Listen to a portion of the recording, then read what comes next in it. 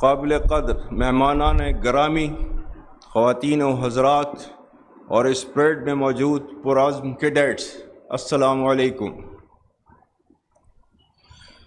پاکستان کے یوم آزادی کے عظیم موقع پر میں آپ تمام کو دل کی گہرائیوں سے مبارکباد پیش کرتا ہوں۔ یہ لمحات خوشی منانے کے ساتھ ساتھ اللہ تعالیٰ کا شکر بجا لانے کے بھی ہیں کہ اس ذات باری تعالیٰ نے ہمیں پاکستان کی صورت میں آزادی کی عظیم نعمت سے نوازا اور حوصلہ، ہمت اور طاقت عطا کی کہ ہم نہ صرف اس مملکت خدا داد کا دفاع کر سکیں بلکہ اس مسلمہ حقیقت کو آنے والی نسلوں کے لیے ایک کامیاب اور عظیم مثال بنا سکیں۔ خواتین و حضرات، ہمارے قومی شعور کی بنیاد نظریہ پاکستان ہے جو دو قومی نظریہ پر مبنی ہے۔ اس تاریخی اور دائمی نظریے نے بر صغیر کے مسلمانوں کو ایک علیحدہ شناخت، ثقافت اور تہذیب قائم کرنے کا موقع فراہم کیا۔ قیام پاکستان کا مقصد محض ایک جغرافیائی خطے کا حصول نہ تھا بلکہ ایک ایسی فلاحی ریاست کا قیام تھا جہاں اسلام کے سنہری اصولوں کی بنیاد پر معاشرہ امن و سلامتی اور افہام و تفہیم سے مسلمانوں اور اس میں موجود تمام تر دوسرے مذاہب کے لوگوں کو آزادی اور تحفظ میسر کر سکے۔ آزادی پاکستان علامہ محمد اقبال کی مدبرانہ سوچ، قائد اعظم محمد علی جناح کی عظیم قیادت اور بر صغیر کے لاکھوں مسلمانوں کی بے لوث قربانیوں کا ثمر ہے۔ یہ ملک نہ صرف قائم رہنے بلکہ دنیا عالم میں نمایاں مقام حاصل کرنے کے لیے معرض وجود میں آیا۔ اسی مناسبت سے قائد اعظم کے تاریخی الفاظ انتہائی اہم ہیں جو کہ میں دہراتا ہوں۔ We have undoubtedly achieved Pakistan, and that too without war, practically peacefully, by moral and intellectual force, and with the power of the pen, which is no less mightier than that of the sword, and so our righteous cause has triumphed. Are we now going to despair and tarnish this greatest achievement for which there is no parallel in the history of the world? Pakistan is now a fait accompli and it can never be undone. Besides, it was the only just, honorable and practical solution of the most complex constitutional problem of this great subcontinent. Let us now plan to build and reconstruct and regenerate our great nation. خواتین و حضرات، ہمارے بزرگوں نے اپنے جداگانہ تشخص کے حصول کی خاطر ہجرت کی صعوبتیں برداشت کیں اور بے شمار قربانیاں دیں۔ آج کے دن ہم تحریک پاکستان کے قائدین اور کارکنان کو خراج عقیدت پیش کرنے کے ساتھ ساتھ ان شہداء، غازیوں اور لواحقین کو بھی سلام پیش کرتے ہیں جنہوں نے ان قربانیوں کی بنا پر آزادی کے پرچم کو ہمیشہ سر بلند رکھا۔ بلا شبہ آج ہمارا ان آزاد فضاؤں میں زندگی بسر کرنا شہداء کی عظیم قربانیوں کی مرہون منت ہے۔ جس طرح قیام پاکستان کے وقت ہمارے اجداد نے متعدد مشکلات کا سامنا کیا، اسی طرح ہم نے اپنے ارتقائی دور میں خاص طور پر ماضی قریب میں متعدد چیلنجز کا بخوبی مقابلہ کیا۔ الحمدللہ کسی بھی مشکل نے ہمارے عزم اور ارادے کو کمزور نہیں کیا۔ تاریخی طور پر ہمارے قومی جذبے کو ہمیشہ آزمائش میں تقویت ملی اور ہم من حیث القوم ہمیشہ ہر مشکل کے بعد اور بھی زیادہ مضبوط بن کر ابھرے۔ جس میں قوم اور افواج کا باہمی اعتماد کلیدی رہا ہے۔ یاد رکھیں، نا اتفاقی اور انتشار ملک کو اندر سے کھوکھلا کر کے بیرونی جارحیت کے لیے راہ ہموار کر دیتے ہیں۔ قوم کا پاک فوج پر غیر متزلزل اعتماد ہمارا سب سے قیمتی اثاثہ ہے۔ یہ مضبوط رشتہ مشکل حالات میں ہماری قوت بن کر حوصلوں اور جذبوں کو بڑھانے کا سب سے بڑا ذریعہ ہے۔ افواج پاکستان کو کمزور کرنا پاکستان کو کمزور کرنے کے مترادف ہے۔ مجھے پختہ یقین ہے کہ کوئی منفی قوت اعتماد اور محبت کے اس رشتے کو نہ کبھی کمزور کر سکی ہے اور نہ ہی آئندہ کر سکے گی۔ افواج پاکستان نے ملک اندرونی اور بیرونی دفاع کی قسم کھا رکھی ہے، جس کی آبیاری روزانہ کی بنیاد پر وہ اپنے خون سے کر رہی ہے۔ ہم کسی بھی صورت اور کسی بھی قیمت پر اپنی قربانیوں کو رائیگاں نہیں جانے دیں گے انشاءاللہ۔ خواتین و حضرات، عالمی اور علاقائی سطح پر تیزی سے تبدیلیاں رونما ہو رہی ہیں، جن کی رفتار اور نوعیت غیر معمولی ہے۔ ان تبدیلیوں سے قطع نظر پاکستان کا مقام ہر دور میں نہ صرف خطے اور مسلم امہ میں بلکہ بین الاقوامی سطح پر بھی انتہائی اہمیت کا حامل رہا ہے۔ ہم دنیا میں اپنی امن پسندی اور اصولوں پر مبنی موقف کی وجہ سے ایک نمایاں مقام رکھتے ہیں۔ اللہ تعالیٰ کی عطا کردہ بے پناہ قدرتی وسائل، جفا کا شوام اور حوصلہ مند جوانوں کی بدولت بلا شبہ پاکستان کا مستقبل روشن و تابناک ہے۔ بدقسمتی سے ہمارے خطے میں انتہا پسندی اور دہشت گردی کے عزائم رکھنے والی قوتیں سرگرم عمل ہیں۔ عوام، افواج پاکستان اور قانون نافذ کرنے ادارے اداروں نے دہشت گردی کا کامیابی سے مقابلہ کیا ہے اور نہ صرف لازوال قربانیاں دی ہیں بلکہ آنے والے وقتوں میں بھی کسی قربانی سے دریغ نہ کرنے کا مصمم اور غیر متزلزل ارادہ رکھتے ہیں۔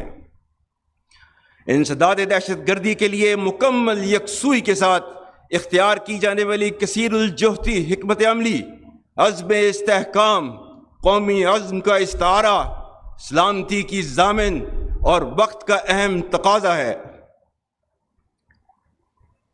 آج ہمارے خیبر پختونخوا صوبے میں بالخصوص فتنہ الخارج المعروف تحریک طالبان پاکستان کی ریاست اور شریعت مخالف کارروائیوں کی وجہ سے دہشت گردی کے فتنہ نے دوبارہ سر اٹھایا ہے، جس کی سرکوبی کے لیے افواج پاکستان اور تمام قانون نافذ کرنے والے ادارے ہمہ وقت برسر پیکار ہیں۔ اسی فتنہ کے بارے میں چند دن پہلے علماء و مشائخ کرام سے بات کرتے ہوئے میں نے کہا تھا کہ اگر تم شریعت اسلام کو نہیں مانتے، آئین پاکستان کو نہیں مانتے، تو ہم بھی تمہیں پاکستانی نہیں مانتے۔ دہشت گردی کے خلاف جنگ میں خاص طور پر ہمارے پختون بھائیوں نے جرأت، ایثار اور قربانیوں کی جو لازوال داستان رقم کی ہے، اس پر پوری قوم انہیں سلام پیش کرتی ہے۔ اور جس طرح فساد فی الارض کو پھیلانے والی طاغوتی قوتوں کے سامنے افواج پاکستان بشمول تمام قانون نافذ کرنے والے اداروں کے شانہ بشانہ خیبر پختونخوا کے عوام ایک سیسا پلائی ہوئی دیوار کی مانند پچھلے 22 سال سے کھڑے ہیں، اس کے لیے پوری پاکستانی قوم آپ کی مرہون احسان ہے۔ میں پاکستان اور بالخصوص خیبر پختونخوا کی غیور عوام کو اللہ کے احکامات کی روشنی میں یقین دلاتا ہوں کہ آپ فساد فی الارض کے خلاف جنگ لڑ رہے ہیں، جس میں اللہ کے وعدوں کے مطابق فتح انشاءاللہ ہماری ہوگی۔ قرآن میں سورہ مائدہ کی آیت نمبر 33 میں اللہ تعالیٰ نے فرمایا ہے، انما جزاء الذین یحاربون اللہ ورسولہ ویسعون فی الارض فسادا ان یقتلوا او یصلبوا أو تقطع أيديهم وأرجلهم من خلاف أو ينفوا من الأرض ذلك لهم خزي في الدنيا ولهم في الآخرة عذاب عظيم۔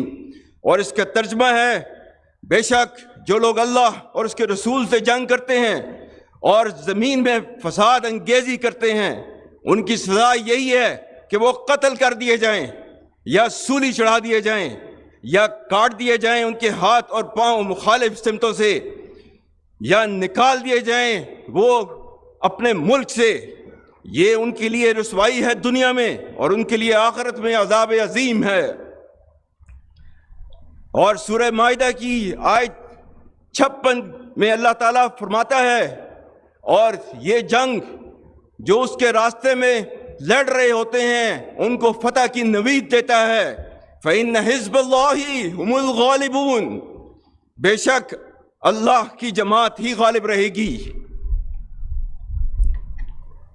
اور سورہ آل عمران آیت نمبر 139 140، جس میں اللہ تعالیٰ نے نہ صرف فتح کے بارے میں بتایا ہے، یہ بھی کہا ہے کہ مایوسی نہیں دکھانی اس جنگ کے اندر۔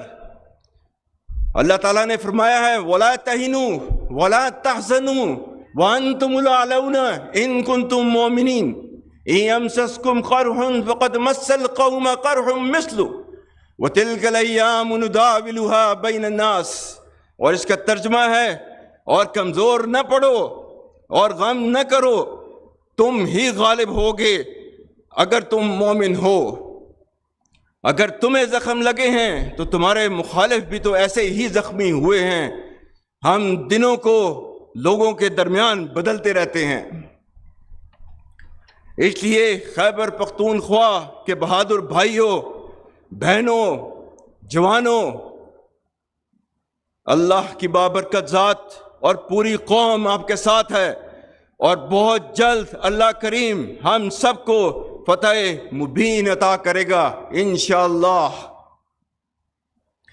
یہاں پر میں صوبہ بلوچستان کا ذکر کرنا بھی لازم سمجھتا ہوں، جو نہ صرف بہادر اور حب الوطن لوگوں کا مسکن ہے بلکہ قدرتی وسائل سے مالا مال ہے۔ تاہم چند عناصر جو اسے غیر مستحکم کرنے کے در پہ ہیں، ان کو جان لینا چاہیے کہ پاکستان کو کمزور کرنے کی اجازت کبھی نہیں دی جائے گی، اور پاک فوج، حکومت پاکستان اور حکومت بلوچستان کے تعاون سے اس صوبے اور اس کی غیور عوام کی سالمیت اور فلاح و بہبود کے لیے اپنا کلیدی کردار ادا کرتی رہے گی۔ خواتین و حضرات، افغانستان ہمارا برادر ہمسایہ اسلامی ملک ہے، جس کے لیے پاکستان اور اس کی عوام نے ان گنت قربانیاں دی ہیں، جس کی دور حاضر میں کوئی نظیر نہیں ملتی۔ ہم افغانستان کے ساتھ بہت اچھے تعلقات رکھنے کے خواہاں ہیں، اور ان کے لیے ہمارا پیغام ہے کہ فتنہ الخوارج کو اپنے درینہ، خیر خواہ اور برادر ہمسایہ ملک پر ترجیح نہ دیں، اور اس فتنہ کے قلع قمع کرنے میں ہمارا ساتھ دیں، جیسا کہ پاکستان نے ہمیشہ آپ کا ساتھ دیا ہے۔ خواتین و حضرات، پچھلے چند سالوں سے ریاست مخالف بیرونی طاقتوں کی سرپرستی میں ڈیجیٹل دہشت گردی کی مضمون کوشش کی جا رہی ہے، جس کا مقصد جھوٹی خبروں اور پروپیگنڈے کے ذریعے قوم میں نفاق اور مایوسی پھیلانا ہے۔ تو اس ڈیجیٹل دہشت گردی کے بارے میں اللہ تعالیٰ نے کیا فرمایا ہے؟